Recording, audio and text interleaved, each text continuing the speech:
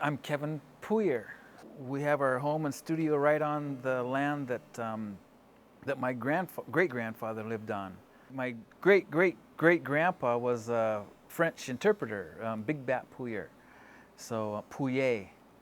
And so he came up here from the Mississippi in the Missouri and fell in love with a beautiful Lakota woman. And so this is the result today. Here I am. There was never that encouragement as a young person to pursue that and make a living as an artist.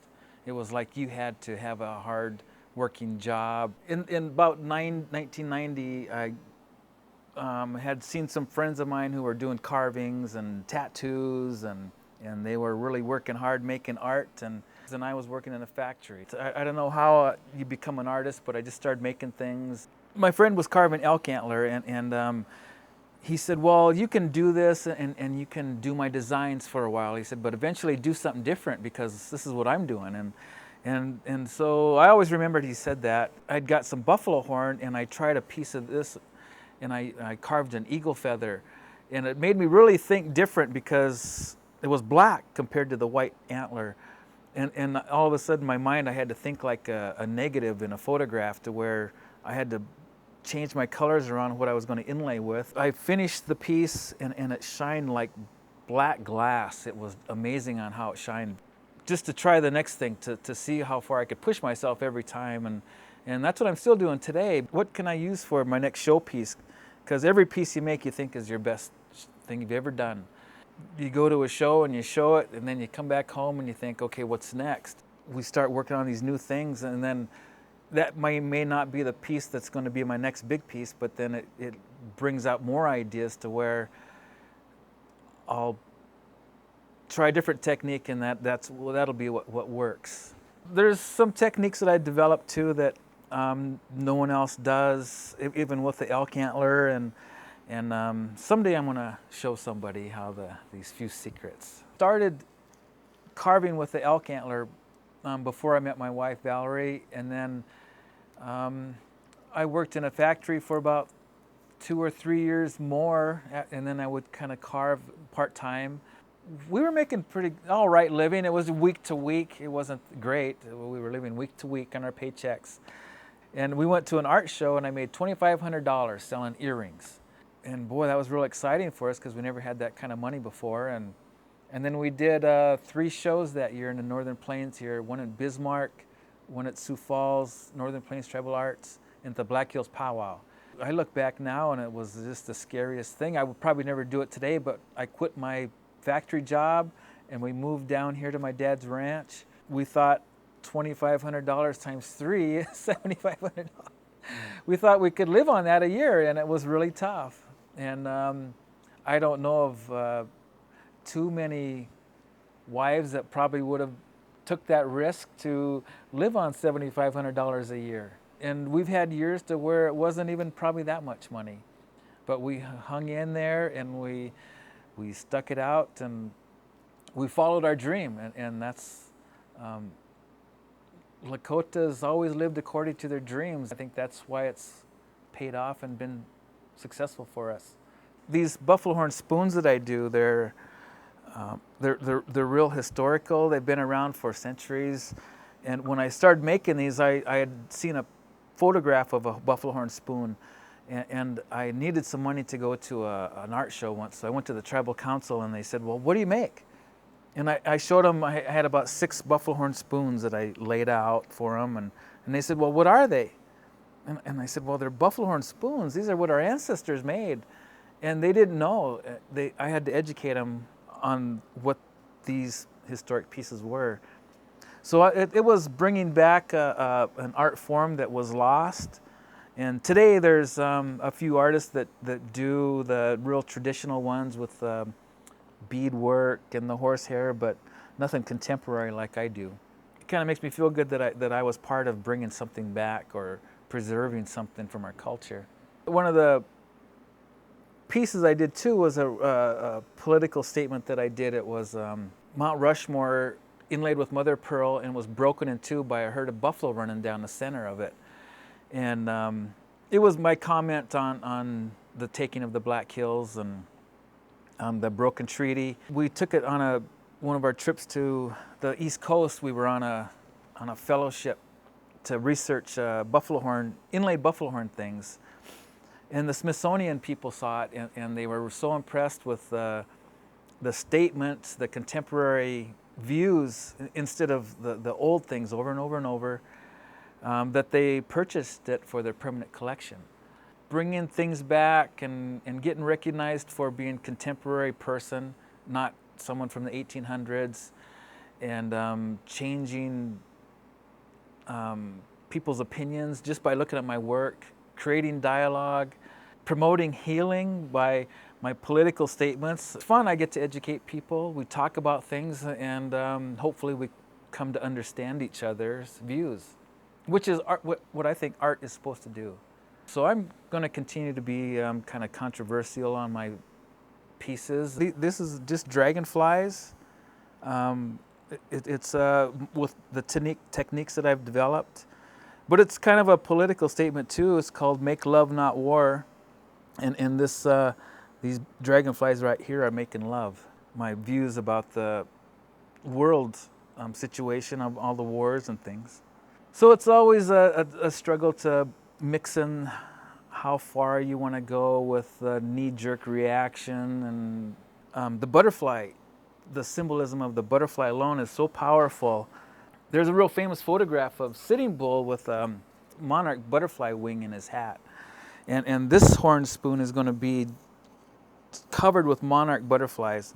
And that represents change and love of family. And just those simple things has power. It's like all of our things that we saw in these museums.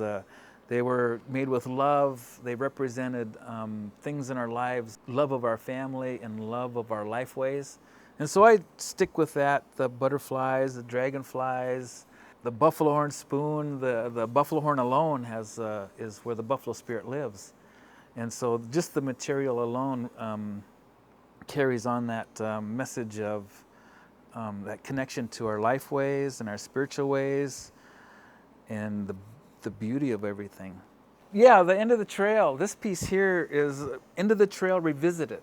There is an image that was done by a non-native person called End of the Trail, and it's probably every person in America owns a copy of it hanging in their house. And it's a great piece of art. They love it. People love seeing this image of this Indian on a horse with his head hanging down. For me, it's an image that I just despise it because it's like we're at the end of the trail. There's nowhere else to go. I like to take images that dominant cultures thinks that is the great art, and reverse the roles. This role is reversed with a cavalry guy with an American flag hanging down, and that's my interpretation of End of the Trail. And all around here, these are warriors, one with a knife, a gun, a bow and arrow, a hatchet. Here's a treaty being held up at him, and shooting guns and bullets. And non-native people have seen this image, and they get really offended by it. I like to see, how do they like it? You know, it's okay for them to see us in these situations where we're at the end of a trail, but when you reverse that role and you put these people in that, they don't like it. And so it kind of opens their eyes to see that these things are hurtful. But doing these kind of things, I like to see people's reactions. It's kind of a way, it empowers me as a human being to find out who I was as a human being, and trying to search out what it meant to be Lakota. I started participating in ceremonies. We met a lot of really cool people, and we've been drug and alcohol free for 17 years now. Hanging out with just people who participate in lifeways, who are clean and sober. We talk about things all the time, sitting at coffee shops, and we'll talk about the conditions on the reservations, the poor health care, all the things that concern Native people. These years and years of talking has created an awareness of of the injustices. I just don't accept things the way they are anymore, and I question everything. This one here is me. It's a self-portrait of me. I titled it Mixed Blood Guy because that's what I am. I have red fingers pointing at me on this side and white fingers on this side. This Indian finger says, "Get off our res." This white finger says, "Get back to the res." It's a statement about identity, and like in Rapid City, I'm looked at as an Indian guy. I come to the reservation, go to a powwow, and I'm a white guy, tourist guy. This one says, "You act white." This one says, "You act Indian. You don't belong here." This one says, "You don't belong here." This is really a powerful piece for me to do because a lot of Indian people don't want to admit that they say hurtful things to us too. At what point are we not relatives of our people here? I mean, we may be light-skinned. I know some of these people have light-skinned relatives, and at what point do you say they're not related? When our whole belief is we're all related. I just heard the other day that, our prayers aren't heard if we don't speak Lakota. I believe too it's what's in your heart. If you have a good heart and you do good things, isn't that worth anything? I have a pipe and I pray with it every day, and it's hard for me to think that my prayers aren't being heard. I think there's spiritual laws and man-made laws, and I think a lot of these man-made laws are pretty messed up, and I don't know who's making them, but I don't agree with them. We're at a point in our career where we're able to talk about our work, to talk about what we're doing. We have a body of work built up now to where people can see where we've come from, and we've received some real prestigious awards for that. The Southwest Association for Indian Arts gave us a fellowship. The National Museum of the American Indian gave us an award to come out and do research for 3 weeks on East Coast to research inlay techniques into buffalo horn. And we only found like 7 or 8 pieces that had been inlaid. Probably one of the greatest moments of all that, of me being an artist, was finding a piece that belonged to Crazy Horse. I got to hold Crazy Horse's buffalo horn cup, and it was inlaid with dots all the way around it, up the sides, all up this way. There was, a lot of these little holes that were drilled, inlaid with a real dark blue material. And these dots represented all the horses that he had stolen. And so I got to hold this cup. I was holding Crazy Horse's horn cup like this. I proved too that we had a Northern Plains technique of inlay. And now all I have to do is come up with a word for it so that I can describe the Northern Plains technique. Just last year we received a grant from the Bush Foundation out of Minnesota, which select only 15 artists every 2 years. And there were 751 artists the year we got this, and it provided me with enough time to do some of these pieces that I've been wanting to do for a long time. Like this here won't probably sell because it's a self-portrait. It's kind of controversial. This one here might make a lot of people mad. It's not warm and fuzzy and real pretty. So these are things that I've been wanting to do, but to have them sit around, we also have to make a living as an artist. So we do these pretty things all the time. And so the Bush Foundation allowed us to do some more controversial things and take some time off and not have to work so hard on the bread and butter things. We just keep making things and things keep happening, and I think it's because we do things in a respectful way. I know this is a spiritual object.